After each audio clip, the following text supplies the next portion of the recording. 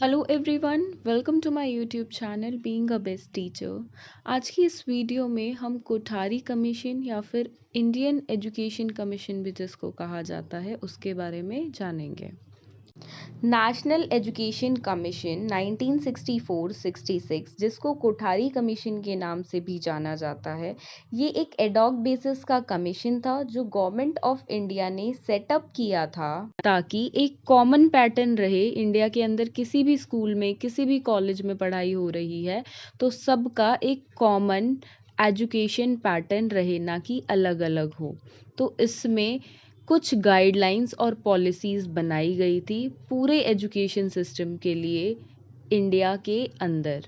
अब ये जो बुक थी, ये जो कमीशन था बेसिकली वो 1600 पेज का था, बहुत डिटेल था।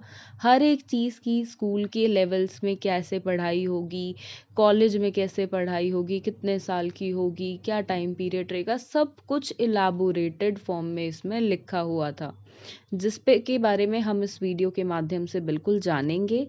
बट हम ज़्यादा डिटेल में नहीं जाएंगे। क्यों? क्योंकि देखिए ये 1600 पेजेस की थी, तो इतना हमें एग्ज़ाम पॉइंट ऑफ व्यू से बिल्कुल नहीं पढ़ना है। हमें बस हर चीज़ को थोड़ा थोड़ा ओवरव्यू उसका लेना है।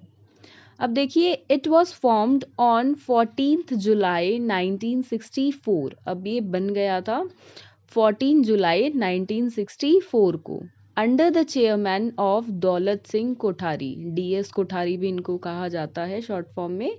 दौलत सिंह कोठारी इनका नाम था, जो कि चेयरपर्सन थे यूनिवर्सिटी ग्रांट्स कमीशन के, यूजीसी के।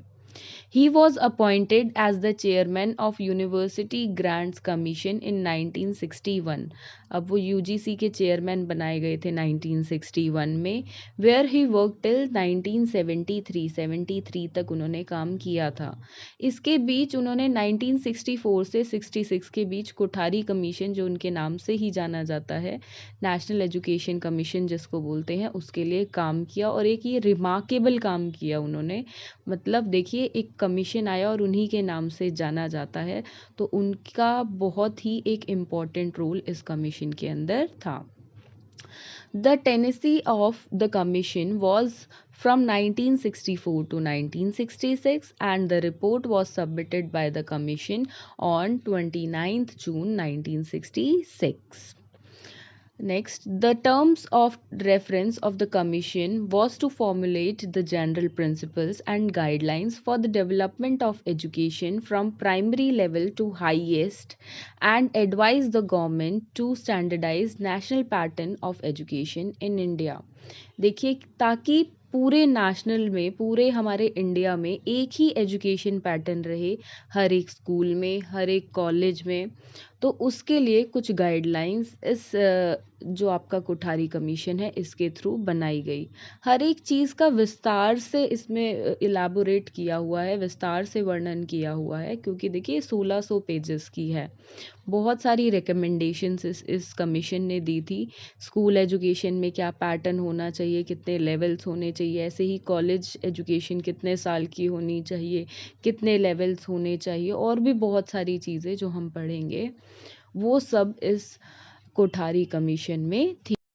अब देखिए, 1964 और 66 की बात करी जाए तो हमें थोड़ा सा उस टाइम के पर्सपेक्टिव से सोचना होगा कि इंडिया को इंडिपेंडेंस मिले उस टाइम पे 15 से 17-18 साल ही हुए थे। तो इंडिया के हालात उस टाइम पे क्या होंगे? देखिए, एजुकेशन पैटर्न उससे पहले एकत्र नहीं था, मतलब एक जैसा नहीं था पूरे इंडिया में। कहीं पे एजुकेशन मिल पा रही थी, कहीं नहीं मिल पा रही थी। तो कोठारी जी ने ये कमीशन बनाया इसलिए ताकि एक कॉमन एजुकेशन पैटर्न हो, प्लस बदलाव आ सके, ट्रांसफॉर्म हो सके। एजुकेशन पैटर्न जब ट्रांसफॉर्म होगा तभी उसको अच्छे से इम्प्लीमेंट किया जा सकेगा, क्योंकि पहले कोई एजुकेशन पैटर्न था ही नहीं।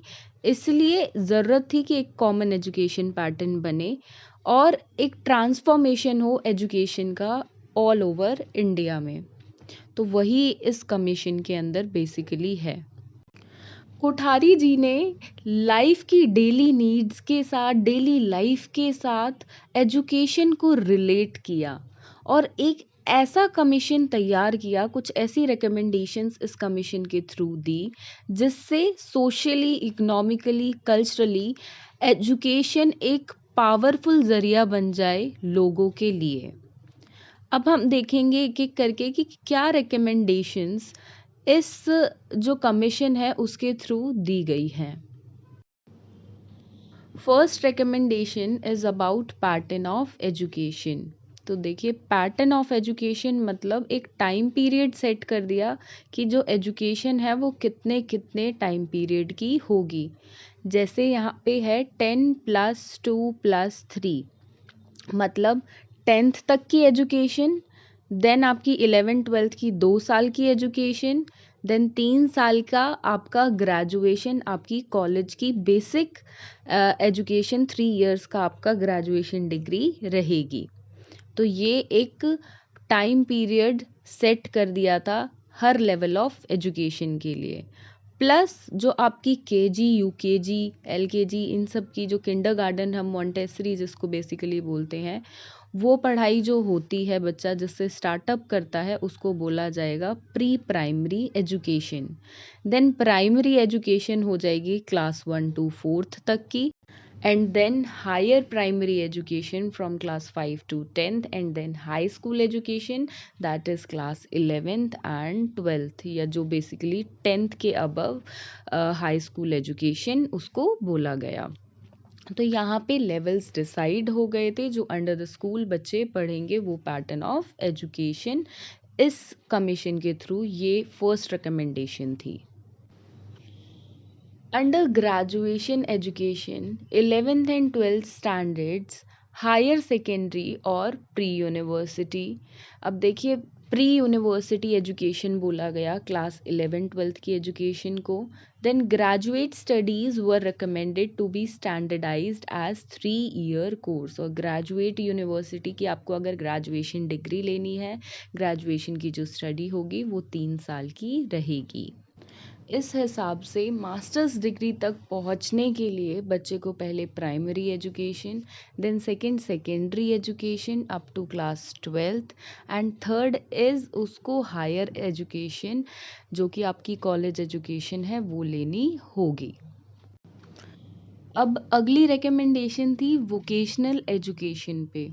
देखिए, इसमें कहा गया है कि बेसिकली बच्चे को स्कूल के अंदर ही कुछ वोकेशनल कार्य, मतलब कि वो अपनी ज़िंदगी में आगे कुछ काम कर सके, वो चीज़ें भी पढ़ाई के साथ स्कूल में पढ़ाई बच्चे को सिखाई जाएँ बेसिकली।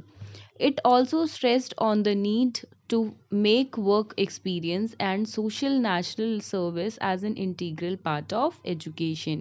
अब देखिए, स्कूल्स में आज के टाइम में भी सब्जेक्ट्स होते हैं वर्क एजुकेशन, ताकि बच्चा कोई व्यवसाय सीख सके और स्कूल के अंदर ही उसमें इंटरेस्ट पैदा हो जाए उस पर्टिकुलर व्यवसाय के लिए, और आगे जाके वो उसको ऑप्ट कर सके। मतलब बच्चा साथ साथ में कुछ जैसे वुड का काम हो गया, क्ले मॉडलिंग हो गई, आर्ट एंड क्राफ्ट हो गया, या इलेक्ट्रिकल्स हो गए, तो कुछ इस टाइप की एक्टिविटी स्कूल में ही सीखे।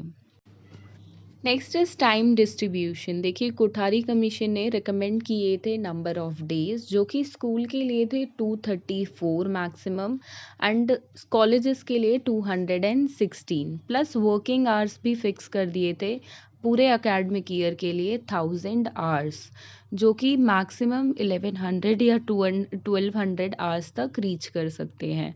तो यहाँ पे टाइम डिस्ट्रीब्यूशन को भी रिकमेंड किया था इस कमीशन ने। साथ में free and compulsory secondary education, की हर एक बच्चे को सेकेंडरी एजुकेशन देना फ्री हो और ज़रूरी, मतलब कंपलसरी है, लेना ही लेना है। अप टू क्लास 8th की स्टडी हर एक बच्चा ले अपनी लाइफ में, क्योंकि वो एक लाइफ को बताने के लिए बेसिक स्टडी होती है। Next is the curriculum prescribed by the commission. देखिए, करिकुलम अब जो दिया गया था, रिकमेंड किया गया था, उसके बारे में डिस्कस करेंगे। लोअर प्राइमरी लेवल जो कि क्लास 1 to 4th है, उसके लिए सब्जेक्ट्स डिसाइड कर दिए थे, रिकमेंड किए थे बेसिकली। एक लैंग्वेज जो भी रीजनल लैंग्वेज है जहाँ पे स्कूल है, plus mathematics studies, environmental studies, creative studies, health studies and work experience, ये subject set recommend कर दिए थे. Then higher primary level, that is from 5th to 8th, 2 languages होंगी, one regional language क्षेत्र की language and the other is national language होगी या फिर preferably a third language जिसको जैसे संस्कृत फ्रेंच कुछ होती हैं स्कूल्स में.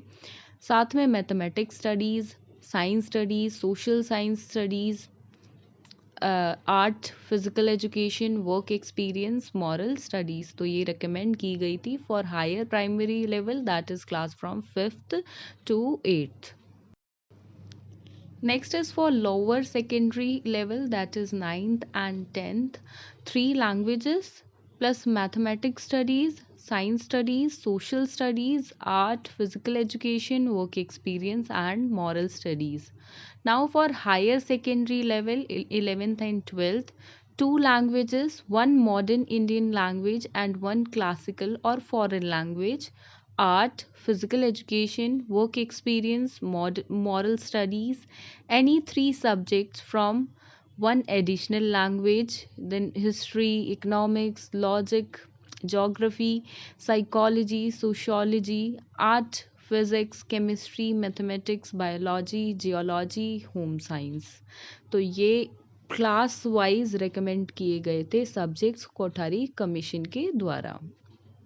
अब देखिए बेसिकली 23 रिकमेंडेशंस थी, कुछ हमने ब्रीफ में डिस्कस कर ली हैं.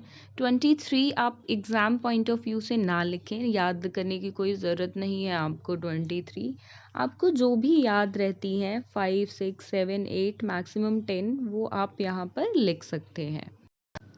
First is defects in the existing system of education according to the Indian education commission. अब देखिए इंडियन एजुकेशन कमीशन यानी कि कोठारी कमीशन के अकॉर्डिंग कुछ एजुकेशन पैटर्न जो पहले से चलता आ रहा था उसमें कुछ कमियां थी, तो वो कमियां बताई गई थी. Second is aims of education according to Indian education commission. Aims बताए एजुकेशन के, रिकमेंड किए गए इस कमीशन के द्वारा. Then recommendation of Indian education commission on educational structure and standards. Then educational structure को बताया, उसके स्टैंडर्ड्स को बताया. Then recommendation of Indian education commission on curriculum, फिर करिकुलम के बारे में. देन टेक्स्ट बुक के बारे में. देन मेथड्स ऑफ टीचिंग के बारे में. Then guidance in counselling and then recommendation of Indian education regarding problems of supervision and inspection की टाइम टाइम पे प्रॉब्लम्स जो हैं वो सुपरवाइज होती रहें एंड इंस्पेक्ट भी करते रहें. ये सब रिकमेंडेशन थी. Next is recommendation of Indian education commission on problems of administration. अब जो प्रॉब्लम्स एक एडमिनिस्ट्रेशन जो स्कूल का होता है वो फेस करता है. Then recommendation on physical welfare of students. Then evaluation के ऊपर कुछ रिकमेंडेशन थी, एडल्ट एजुकेशन के लिए, टीचर्स की एजुकेशन के लिए, 3 लैंग्वेज फॉर्मूला के लिए, plus moral and religious education के लिए भी साथ में रिकमेंडेशंस थी. Next is recommendation on education of womens की एजुकेशन के लिए. देन वोकेशनल एजुकेशन, जैसा कि हमने ब्रीफ में इसको पढ़ा है. देन वर्क एक्सपीरियंस के लिए, ये भी हमने ब्रीफ में पढ़ा है. डिस्टेंस एजुकेशन की जो बच्चे रेगुलर स्कूल नहीं आ सकते वो घर बैठे पढ़ लें डिस्टेंस एजुकेशन के through.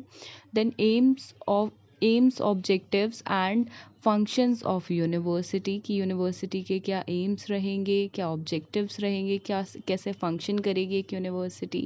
Then enrolment in higher education of students.